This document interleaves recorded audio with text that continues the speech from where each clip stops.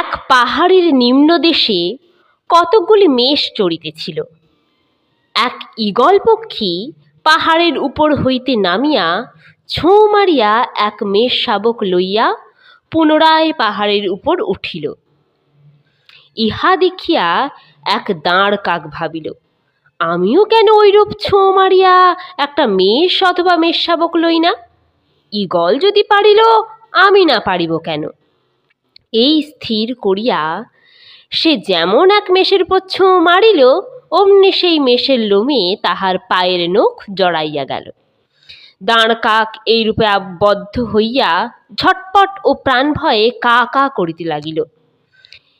মেষপালক আদি অবধি অন্ত পর্যন্ত এই ব্যাপার দেখিয়া হাসিতে হাসিতে তথায় উপস্থিত হইল এবং সে নির্বোধ দাঁড় কাককে ধরিয়া তাহার পাখা কাটিয়া দিল।